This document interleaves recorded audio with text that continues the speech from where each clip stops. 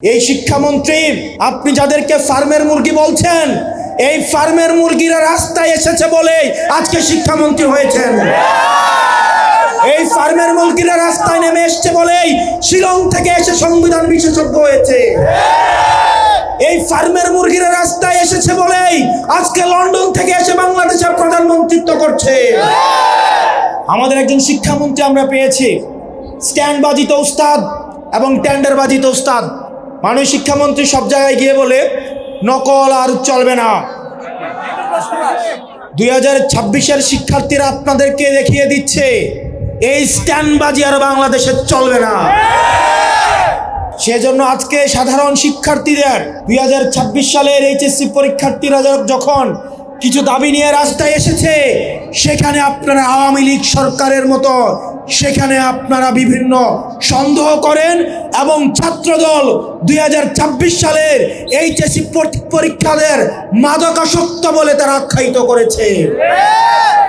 হাঁটু সমান পানিতে, বুক সমান পানিতে 2026 সালের এইচএসসি পরীক্ষার্থীদের আপনি ডুবিয়ে ডুবিয়ে আপনি পরীক্ষা দিতে বাধ্য করেছেন। এবং একটা পরীক্ষার প্রশ্ন আপনি প্রণয়ন করেছেন। আপনি পরীক্ষার প্রশ্নের মধ্যে 2টা সৃজনশীলে আপনি ভুল দিয়ে রেখেছেন। একটা পরীক্ষার্থীর তখন মানসিক অবস্থা কি ধরনের হয় একবার চিন্তা করেন।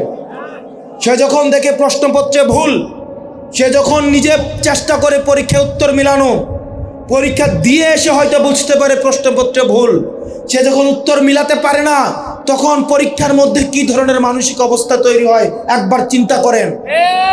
আপনারা একবার দুঃখ প্রকাশের প্রয়োজন বোধ করলেন না, বরং এই শিক্ষার্থীদেরকে আপনারা বলছেন মাদকাসক্ত। আউযু বিল্লাহি মিনাশ শাইতানির রাজিম, বিসমিল্লাহির রহমানির রহিম। প্রিয় সোনারগাঁবাসী, আমি যখন আপনার সাথে এই মুহূর্তে কথা বলছি, ঠিক এই সময়ে পার্বত্য চট্টগ্রামের খাগড়াছড়ি, রাঙামাটি, কক্সবাজার, সাতকানিয়া, আনোয়ারা, বাঁশখালী, এই সমগ্র অঞ্চলের আমার ভাইয়েরা বন্যার মধ্যে কষ্ট পাচ্ছে। আমরা দেখতে পাচ্ছি বন্যার মধ্যে এই সমস্ত এলাকার ভাইয়েরা মানবতর জীবনযাপন করছে।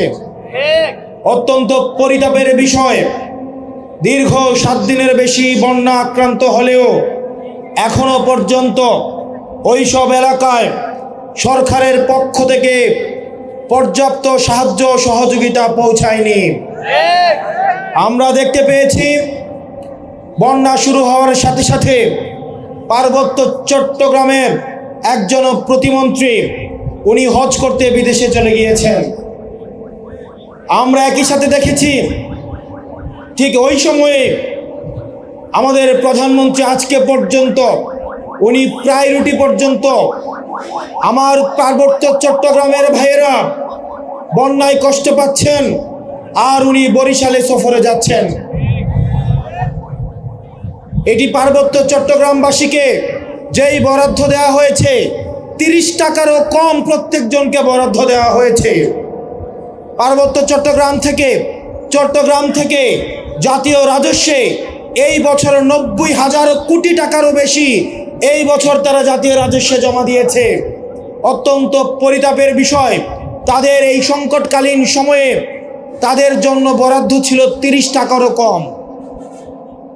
প্রিয় সোনারগাঁবাসী, অভ্যুত্থানের পরে আমরা দেখেছি প্রত্যেকটা জায়গায় সরকার তার কমিটমেন্ট থেকে পিছু সরে এসেছে। আমরা দেখতে পেয়েছি এই বিএনপি সরকারের কাছে হাসিনার বিচার ব্যবস্থা বিএনপি সরকারের কাছে পছন্দের, হাসিনার সচিবালয় পছন্দের, হাসিনার এক্সিকিউটিভ পছন্দের, হাসিনার ব্যবসায়ীরাও পছন্দের। কেবলমাত্র অপছন্দের ছিল কেবলমাত্র শেখ হাসিনা। আমরা আমাদের জায়গা থেকে আমরা হাসিনা ব্যবস্থার পরিবর্তন চেয়েছি, কেবল হাসিনার পরিবর্তন চাই নাই। এই বিএনপি সরকার এসে তারা জন আকাঙ্ক্ষার বিপক্ষে গিয়ে, গণভোটের বিপক্ষে গিয়ে তারা এমন এক ধরনের অবস্থান নিয়েছে যে অবস্থান সরাসরি আমাদের আকাঙ্ক্ষার পরিপন্থী। মাননীয় স্বরাষ্ট্রমন্ত্রী গতকাল সংসদে দাঁড়িয়ে দম্ভের সাথে বললেন, সংবিধান সংস্কার কমিটি এটা নাকি কোনো সংবিধানে নাই। এটা যদি সংবিধানে না থাকে 2026 সালের নির্বাচনও কোনো সংবিধানে ছিল না। সংবিধান অনুযায়ী নির্বাচন হওয়ার কথা ছিল 2029 সালে। সংবিধান অনুযায়ী আপনার থাকার কথা ছিল শিলংয়ে। সংবিধান অনুযায়ী মাননীয় প্রধানমন্ত্রীর থাকার কথা ছিল লন্ডনে। সংবিধান অনুযায়ী আপনার নেতা কর্মীর থাকার কথা ছিল ধানক্ষেতে। সংবিধান অনুযায়ী আপনার নেতা কর্মীর চালানোর কথা ছিল ঢাকা শহরে রিক্সা। এই সংবিধানের বিরুদ্ধে গিয়ে ছাত্র জনতা রাস্তায় নেমে আসে। এই সংবিধানকে বৃদ্ধাঙ্গুলে দিয়ে নতুন বাংলাদেশের অভিমুখ তারা সেট করেছে।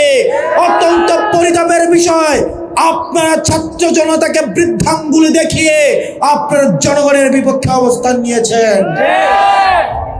প্রিয় বিএনপি সরকার, আপনারা বুঝতে পারছেন আপনাদের পায়ের তলে মাটি নেই। শিক্ষামন্ত্রীকে বলবো, শিক্ষার্থীরা গিনিপিগ নয়। শিক্ষার্থীদেরকে নিয়ে এক্সপেরিমেন্ট বন্ধ করুন। কিছুদিন পর একটা জিনিস ইচ্ছা হয়, আপনারা সেটা তাদের উপরে চাপিয়ে দেন, শিক্ষার্থীদের উপরে চাপিয়ে দেন। এই শিক্ষার্থীদের আপনাদের এক্সপেরিমেন্টাল টুল না, যে যখন ইচ্ছে তাদেরকে নিয়ে এক্সপেরিমেন্ট করবেন। এক্সপেরিমেন্ট ফেল করলে আবার সে এক্সপেরিমেন্ট তুলে নেবেন। কারণ আপনাদের সন্তানরা দেশে পড়াশোনা করে না, আপনাদের সন্তানরে আপনারা বিদেশে রেখে পড়াশোনা করান।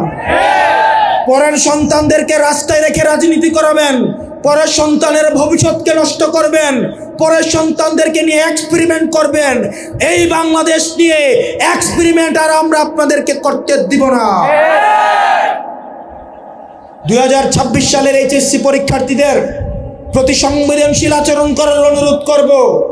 না হয় এই শিক্ষার্থীরা যদি রাস্তায় নেমে দৃঢ় অবস্থান নেয়, আপনার পাটাতন যে শক্ত না, এই অর্ধবেলা আন্দোলনেই সেটা বোঝা গিয়েছে। প্রিয় সোনারগাঁবাসী, এই সোনারগাঁতে আমরা দেখেছি, এই সোনারগাঁর যিনি এমপি রয়েছেন, উনার ছেলে চাঁদাবাজির কারণে থানায় গিয়ে মুচলেকা দিতে হয়েছে। বাপ হচ্ছে এমপি, ছেলে করে চাঁদাবাজি, থানায় গিয়ে দেয় মুচলেকা। আমরা দেখেছি সারা বাংলাদেশে গ্যাসের হাহাকার, কিন্তু আমরা সেখানে দেখলাম রাজনৈতিক ছত্রছায় সেখানে গ্যাসের লাইনের অবৈধ সংযোগ নিয়ে মেল ফ্যাক্টরিগুলি লক্ষ লক্ষ কোটি টাকা সরকারকে রাজস্ব ফাঁকি দিচ্ছে। সেখানে যে চুনা ফ্যাক্টরিগুলো রয়েছে, সেই ফ্যাক্টরিগুলোতে লক্ষ লক্ষ কোটি টাকা প্রত্যেক বছর রাজস্ব ফাঁকি দিচ্ছে। আরেকটা গ্রুপ রয়েছে, ভূমিদস্যুর গ্রুপ, মাফিয়া গ্রুপ বসুন্ধরা, সেখানে শত শত মাইল মাইল জমি তারা দখল করে নিচ্ছে। এবং তাদের কিছু মাফিয়া মিডিয়া সন্ত্রাস রয়েছে, সেটির মধ্য দিয়ে এই ভূমিদস্যু, চাঁদাবাজ এবং ধর্ষকদের পক্ষে তারা অবস্থান নিচ্ছে। প্রিয় সোনারগাঁবাসী, আপনারা দেখতে পাচ্ছেন এই সোনারগাঁয়ে যে নদীগুলো রয়েছে, যে খালগুলো রয়েছে, সেই খালগুলো রাজনৈতিক সমঝোতার মধ্যে দিয়ে সেগুলোকে দখল করে ফেলা হয়েছে। আমরা 24 পরবর্তী বাংলাদেশে এই ধরনের বাংলাদেশ আমরা চাই না।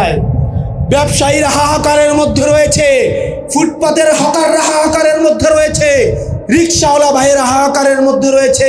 200 টাকা ইনকাম করলে 50 টাকা বিএনপি ছাত্রদল যুবদলকে চাঁদা দিতে হয়, স্থানীয় এমপিদেরকে চাঁদা দিতে হয়। এই চাঁদাবাজির বাংলাদেশ আর চলবে না। আপনারা যদি মনে করে থাকেন এই চাঁদাবাজির যাত্রা আপনারা অব্যাহত রাখবেন, মনে করার দরকার নাই এভাবে বেশি দিন খাইতে পারবেন। হাসিনার হয়তো 17 বছর লাগছে। আপনারা এটা বলেন সত্য, প্রত্যেক দিন জুলাই হয় না, প্রত্যেক বছর জুলাই হয় না, কিন্তু যখন জুলাই হয় তখন পালানোর জায়গা পাবেন না। হাসিনার জন্য ইন্ডিয়া ছিল। আপনারা বলেন আপনারা বাংলাদেশপন্থী দল, আপনাদেরকে আমাদেরকে ইন্ডিয়াও নিবে না, পাকিস্তানও নিবে না, আমাদেরকে এই দেশের মধ্যেই থাকতে হবে। এবং আমরা যদি জনগণের আকাঙ্ক্ষার বিরুদ্ধে যাই, জনগণ আমাদের রাস্তার মধ্যে আমাদের বিচার করবে। প্রিয় সোনারগাঁবাসী, আমরা চেয়েছিলাম রাজনীতির গুণগত পরিবর্তন। সেই গুণগত পরিবর্তনের অংশ হিসেবে আমরা সারা বাংলাদেশের স্থানীয় সরকারের নির্বাচনগুলোতে আমরা তরুণ নেতৃত্বের মধ্য দিয়ে আমরা রাজনীতির গুণগত পরিবর্তন করতে চাই। সেই পরিবর্তনের অংশ হিসাবে সোনারগাঁও উপজেলায় আমরা উপজেলা চেয়ারম্যান প্রার্থী হিসেবে আমরা তুহিন মাহমুদকে আমরা সমর্থন দিচ্ছি এনসিপির পক্ষ থেকে।